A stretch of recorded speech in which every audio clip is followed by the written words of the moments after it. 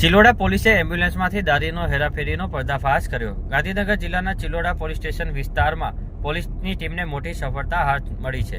વાહન ચેકિંગ દરમિયાન એક એમ્બ્યુલન્સમાંથી દારૂનો જથ્થો મળી આવ્યો છે। એમ્બ્યુલન્સના ચાલક અંધારાનો લાભ ઉઠાવી પોલીસને ચકમો આપી ફરાર થઈ ગયો હતો। ચિલોડા પોલીસ સ્ટેશનના પીઆઈ આર પરમારની ટીમ દ્વારા ચંદ્યાલા નાકા પોઈન્ટ પાસે મજરા ચોકડીથી ચંદ્યાલા ગામ તરફના સર્વિસ રોડ ઉપર એક સફેદ કલરની ઇકો એમ્બ્યુલન્સ નંબર GJ18BV0701 માં વિદેશી દારૂ ભરેલો છે। આ એમ્બ્યુલન્સ હિંમતનગરથી અમદાવાદ તરફ રોંગ સાઈડના સર્વિસ રોડ ઉપરથી પસાર થવાની છે। પોલીસે બાતમીના આધારે ચંદ્યાલા ગામના આગમન હોટલ પાસે તે વોચ ગોઠવી હતી।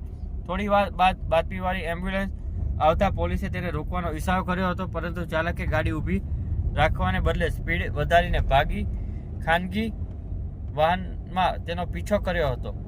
થોડે આગળ જતા ડ્રાઈવરે એમ્બ્યુલન્સને ચંદ્યાલા ગામના બ્રિજ નીચે ઊભી રાખી અંધારાનો લાભ લઈને ખેતરમાં નાસી છૂટ્યો હતો। પોલીસે આ અંગે ફરિયાદ નોંધી વધુ તપાસ હાથ ધરી છે। 1.12 લાખનો બિયરનો જથ્થો તેમજ એમ્બ્યુલન્સની કિંમત મળી કુલ 3.12 લાખનો મુદ્દામાલ જપ્ત કરવામાં આવ્યો છે।